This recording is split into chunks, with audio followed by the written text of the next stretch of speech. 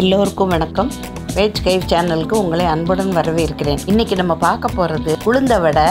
உளுந்த வடையிலேயே கல்கண்டு போட்டு இனிப்பாக வடை செய்ய போகிறோம். இது ரொம்ப டேஸ்ட்டாக இருக்கும். வரிசையாக நமக்கு பண்டிகைகள்லாம் வரப்போகுது. அதுக்கு ஈஸியாக உளுந்த வடை செய்யும் போதே அந்த மாவுலேயே கொஞ்சத்தை எடுத்து வச்சுட்டு கல்கண்டை பொடி பண்ணி சேர்த்து அரைச்சிட்டோம்னா ரெண்டுமே செஞ்சிடலாம்.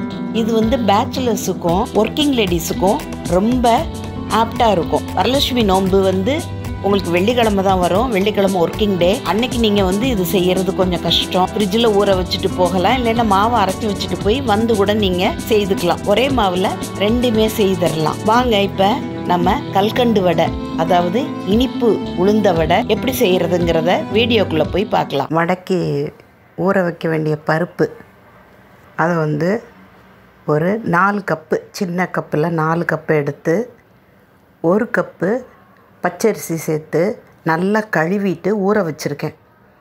3 கப்பு அளவுக்கு கல்கண்டு, கட்டி கல்கண்டு இல்லையா, அது எடுத்துக்கணும்.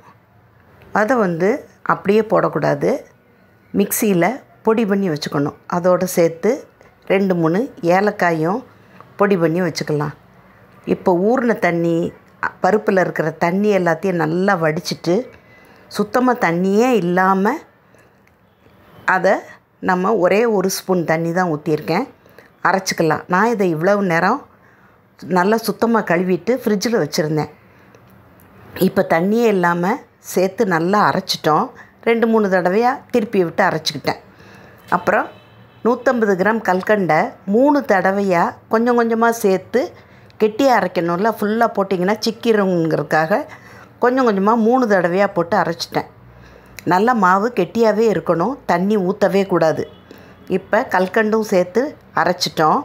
பக்குவம் சரியாக இருக்கான்னு பார்க்குறக்கு ஒரு சின்ன கிண்ணத்தில் தண்ணி வச்சு இந்த அரைச்ச உளுந்த மாவு போட்டால் மிதக்குது.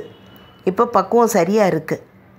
இந்த நேரத்தில் நம்ம மிக்சியில் இருக்கிற மாவு எல்லாத்தையும் ஒரு கிண்ணத்துக்கு மாற்றிட்டோம். அதை நல்லா ஸ்பூனை வச்சு காற்று உள்ளே போகிற மாதிரி ஒரே கிளாக் வைஸ்லேயே நல்லா சுற்றி விடணும். கையிலையும் வச்சு நல்லா அடித்து விடலாம். நம்ம உளுந்த வடைக்கு அடிப்போம்ல, அதே மாதிரி. முதல்ல ஸ்பூனில் காட்டினேன், இப்போ கையினாலேயும் நல்லா இது பண்ணோம். இப்போ முதல்ல இருந்ததை விட கலர் கொஞ்சம் நல்லா வெளுப்பாக ஆயிரும். முன்னாடி இருந்ததை விட நல்லா வெளுப்பாயிரும். சாஃப்டாகவும் தூக்குறதுக்கு லைட்டாகவும் இருக்கும் மாவு. கையை ஒவ்வொரு தடவையும் நனைச்சிட்டு இந்த வடையை போடணும்.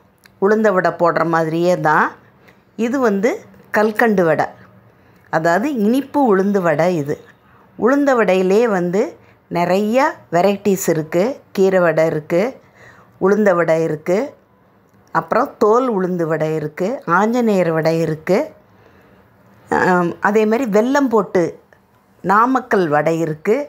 அது மாதிரி நிறையா நம்ம ஒவ்வொரு வடையாக நம்ம பார்க்கலாம். இப்போ ஒரு பக்கம் மேலே வந்த உடனே திருப்பி விடணும். திருப்பி விட்டுட்டு லோ ஃப்ளேமில் வச்சு நம்ம இதை வேக விட்டு எடுக்கிறோம். நான் தேங்காய் எண்ணெயில் வேக விடுறேன். இது நம்மளுடைய வடை மாதிரி சீக்கிரமாக ஊசாது. 2 நாள் 3 நாள் ஆனாலும் ஆறுனதுக்கப்புறம் கூட ரொம்ப டேஸ்ட்டாக இருக்கும். இந்த வீடியோ உங்கள் எல்லாருக்கும் பிடிச்சிருக்குன்னு நினைக்கிறேன். பிடிச்சிருந்தா லைக் பண்ணுங்கள், ஷேர் பண்ணுங்கள், சப்ஸ்கிரைப் பண்ணுங்கள். அடுத்த வீடியோவில் சந்திக்கும் வரை நன்றி, வணக்கம்.